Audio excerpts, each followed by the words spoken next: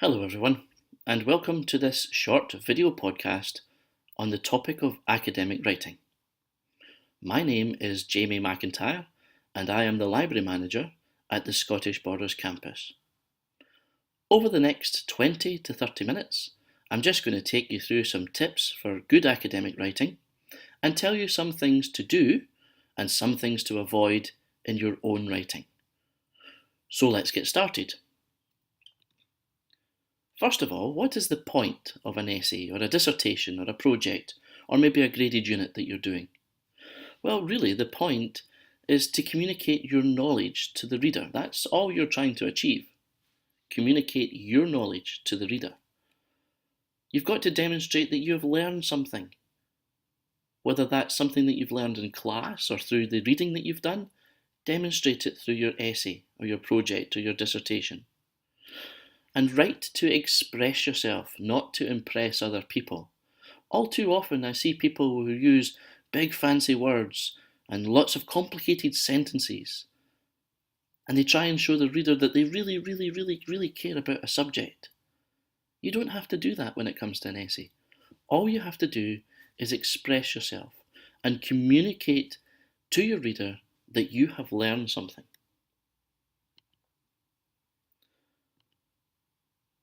Academic writing means that you're writing something in a credible and authoritative way. That means that you've done the background reading, you've attended the classes, and what you're presenting on the paper is credible. If you have any doubts about whether your work is credible or not, then that is going to shine through to your lecturer. So make sure that you understand everything that you're writing down. But academic writing does not mean that you have to use big fancy words to sound like you're academic. It doesn't mean that you have to write lots of complicated sentences. And you don't have to prove that you care about a subject. All of these things are taken for granted by your lecturer. They know that you care about the subject. They know that you're intelligent. You just have to express yourself clearly and simply.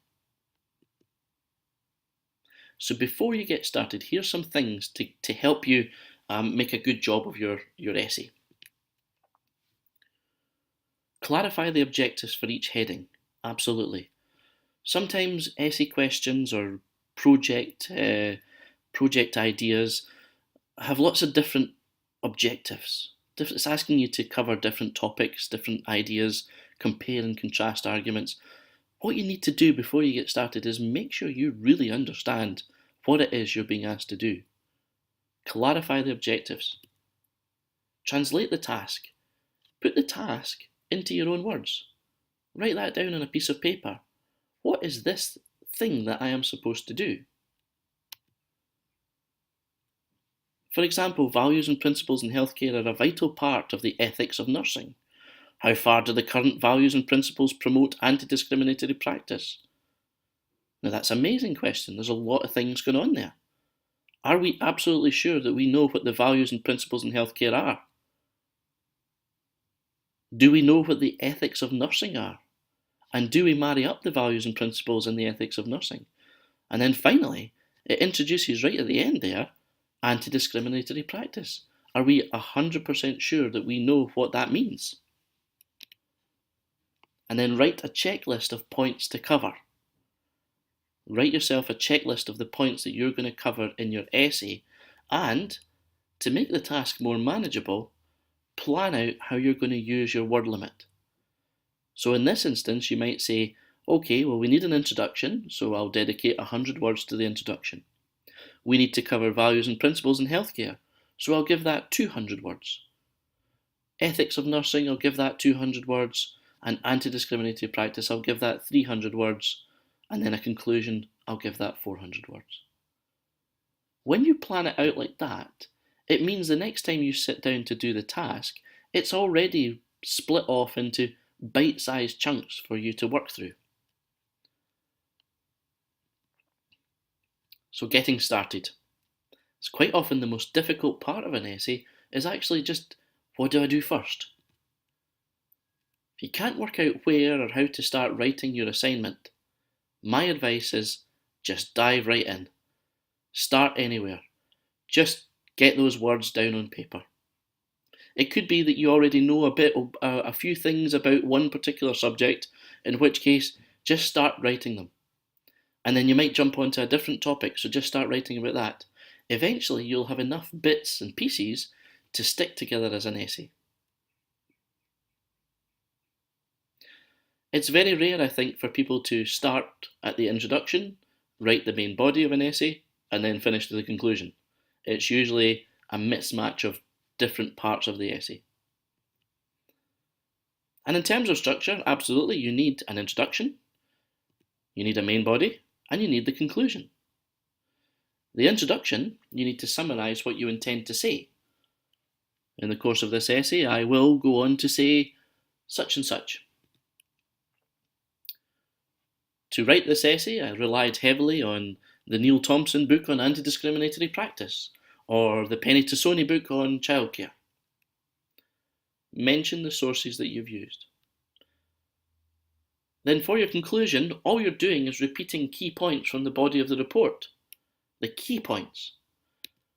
Try and group them all together into some kind of overarching themes. And sometimes, if it's a report, you're asked to make recommendations, but that's not all that common. And then for your main body, that's the area where you're going to make your arguments. That's the area where you're going to demonstrate clearly what you've learned and your understanding of the subject.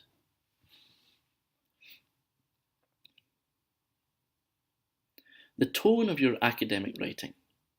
It shouldn't be too casual and it shouldn't be too formal.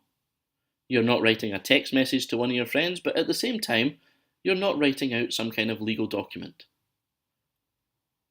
Find the equal spot between something that's colloquial or excessively formal. For example, you need to use the full versions of words while you're writing. Don't should be do not, isn't should be is not, haven't should be have not. We don't use IE for that is.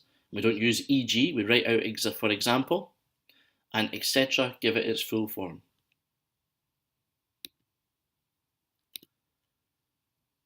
Try and avoid conversational terms in your work such as but mind you or let's face it. These are perfectly acceptable when you're talking to somebody, but it's not acceptable in academic writing. Trend words such as that was really cool, that was smart, that was wicked, and such words as like that. Slang words, definitely not, unless you're quoting somebody that you've been working with. Definitely no slang words in there either. And try to avoid excessively scholarly language. For example, the epistemological and euphemistic learning construct is neither polemic nor isochronous. Now, if we had a dictionary beside us, we could look up the words epistemological, euphemistic, what's a learning construct, polemic, nor isochronous. We could look up these words and eventually determine what this sentence means. But at the moment, it's completely meaningless because we don't understand the meaning of the words. Try and use simple terms and keep your language simple and clear. Sometimes reports have to be impersonal and you write in the first person. That's where you say, I did this and I did that and I felt this and I felt that. But quite often academic writing, you have to write in the third person. You have to be objective. So if you're not sure about how to approach that, make sure and check with your lecturer to see if you're allowed to write in the first person where you talk about I and me. If they say no, you have to write in the third person, then you can't use those kinds of terms. The language that we use, clarity is the most important thing. And if you take one message away from this podcast, make your lecturer's life easy by keeping your language clear and simple. Write to express yourself, not to impress. Know your audience. Who's going to be reading your work? Do they know acronyms? An acronym is where you have the initials of something to give it a shorter name. So for example, the British Broadcasting Corporation turns into BBC. The National Health Service turns into NHS. When it comes to acronyms in your work, you should always put the full name first, and then after that brackets and the short acronym for it. and that way you're guaranteed that your reader will know what your acronym means. Keep your sentences nice and short and concise, absolutely. All too often I see people who are writing, it's almost like they try and write everything that's in their brain at once, and it comes out as lines and lines and lines and lines and lines of one sentence. It's better to keep sentences short and to the point. My rule of thumb that I use when I'm writing is, if I read it out loud, at any point where I need to pause and take a breath, I need some form of punctuation, whether it's a full stop and start a new sentence, or whether it's a comma, or a semicolon, or a full colon. It's important that you read your work out loud to yourself to see that it makes sense. If you get to the point where you've got a sentence that goes over 3 lines, then that's going to be hard for your lecturer to follow. Keep them short, keep them concise. Avoid jargon. If order completion is expedite, the resultant implication is downsizing. This is a very famous example of jargon, which is language that's deliberately used to confuse or redirect the reader into thinking something. This actually means if the order is finished quickly, we'll be able to get rid of staff. And it's a very famous memo that was sent out by GM Motors a while ago. Concepts, and the language that infuses and implements them gives power and strategy to cognitive activity in the learning process. Okay, I'm sure that sentence means something, but it's full of jargon, and it would be better if you were to write that sentence for your lecturer in simpler terms so that they can follow what you're saying. Punctuation. Often overlooked, but punctuation saves lives. Here's an example. Let's eat grandma. Or let's eat, grandma. I like cooking my family and my pets. Use commas, don't be psycho. That should be I like cooking my family and my pets. And you can hear in my sentence there where I've paused. There should be punctuation. One of my favourites. Attention, this toilet is only for disabled elderly pregnant children. How many disabled elderly pregnant children do you know? Stop clubbing, baby seals. Or stop clubbing baby seals. Semicolons are an interesting part of our punctuation that don't get used that often. Semicolons are used to link together 2 closely related sentences. Some students use pens, semicolon. The majority of the students used computers. The cow is brown, semicolon. It is also old. So you use a semicolon to take a pause in the sentence when you're going to add more sentence about the original part of the sentence. What about full colons? When do we use them? Full colons represent a pause before you give more information, such as a list, a bullet point list. Use them to introduce a list. The children involved were Jenny, Jamie, Deirdre and Fiona. It gives your reader time to pause and then take in the details of the list. You can use full colons to expand on a point as well. The feedback was positive. I am brilliant at what I do after all. Another example here, we have a terribly sexist comment up the top of the page here. A woman without her man is nothing. A woman without her man is nothing. A woman without her man is nothing. It's a very sexist comment, but we can totally change its meaning by punctuation by saying a woman, semicolon, without her, comma, man is nothing. So you start to understand how important punctuation is in terms of how your reader understands what you're saying. So please make sure you use good punctuation. All too often I see people using cliches in their work, so avoid cliches. Ha ha ha, like the plague, which is a cliche in itself. For example, in this day and age, everyone should be online. That's a cliche. In this day and age, that's a cliche. At this present moment in time, that's a cliche. All young people nowadays have smartphones. Again, that's a cliche. When I read some people's essays, it literally makes me sick. That's an example of hyperbole, verbal exaggeration. I can tell you that reading people's essays has never made me sick.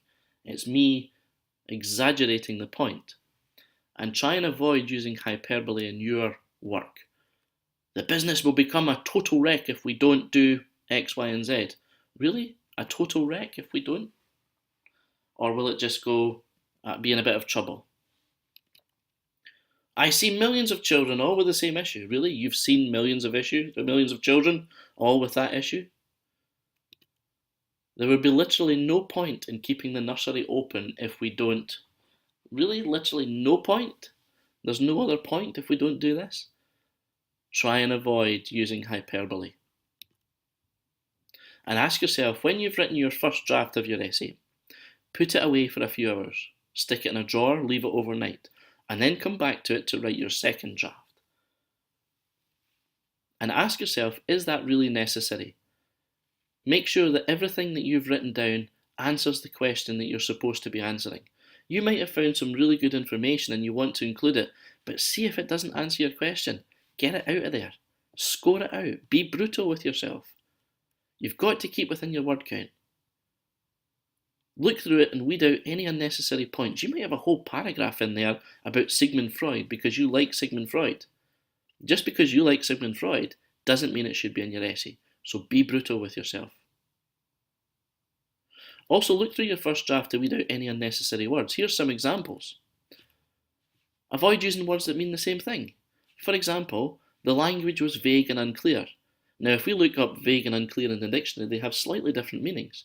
But in the course of this sentence, it would just mean the same thing if I said the language was vague, or if I said the language was unclear. It gives the same impression to the reader. She felt her learning and education were less important. Really? We could say that she felt her learning was less important, or we could say she felt her education was less important, and it kind of means the same thing. So don't add in lots of extra words like that. And a wee bugbear of mine, so therefore my point is correct. So my point is correct, therefore my point is correct. They mean the same thing. So try and avoid keeping lots of words in there that mean the same thing. Similarly, phrases. Why use 10 words when one word will do? Due to the fact that. I spoke to that client due to the fact that. Well, no, because. On account of. Again, because. When I say this with regard to. No, when I talk about. The school must decide to conduct an investigation. No, the school should investigate. Why have we got so many words in there to say something that's so simple? The nursery decided to arrive at an estimation as to how much. No, the nursery estimated. My rationale for choosing this theorist is down to the fact that. We're getting ridiculous now. Why don't you just say, I chose this theorist because. And be definite. What is try? There is no such thing as try. Do or do not. That's a quote from Master Yoda in The Empire Strikes Back. All too often I see people peppering their reports and their essays with little uncertainties. I'll give you an example. Perhaps we might do this. Perhaps it's so vague and unnecessary. Next time we'll do this. Maybe if the school had acted on this sooner we could have. No, we don't want maybe. We could have. No, these are all uncertainties.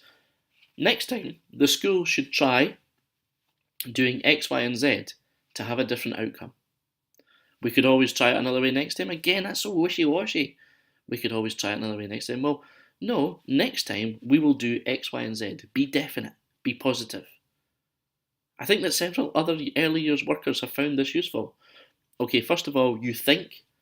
We don't want you to think. We want you either to know or not know. Several? How many several? I've found this useful.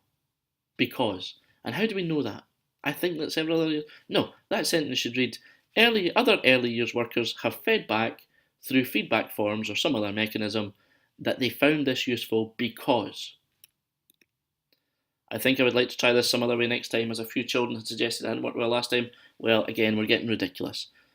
I think I would like to try this. No, we say next time we're going to try it this way because 7 out of 10 children, or 70% of the children in the class, fed back that it was boring because it lacked any colour.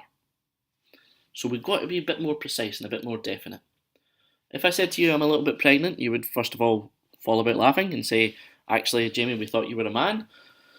But you would know what I meant. Being a little bit pregnant. I'm maybe in the early stages of my pregnancy. But technically, you can't be a little bit pregnant. You're either pregnant or not. It's called an absolute. It was quite a fatal error to make. No, you can't have a quite a fatal error. It can only be a fatal error or it wasn't fatal. That parent has received their absolute final warning. Really? Is that different from a final warning? An absolute final warning? The child is fairly unique in that way. No, you can't be fairly unique. You're either unique or you're not unique. So that's brought us to the end of our little podcast. If you want extra help, then there are 2 great books in the library, How to Write Better Essays by Brian Greetham and The Student's Guide to Writing by John Peck and Martin Coyle. You can also email me if you want some more assistance other than this podcast, and I'd be happy to speak to you about your work and maybe help you get things down like your word count and look at some little bits and pieces like your sentence structure. I can't write the essay for you, but I can certainly give you a little bit of a helping hand. If you email me on that email address, then we can make an appointment to sit down together and talk it through. For now, though, that's me finished, so thank you very much for listening, and I hope to see you in the near future. Bye for now.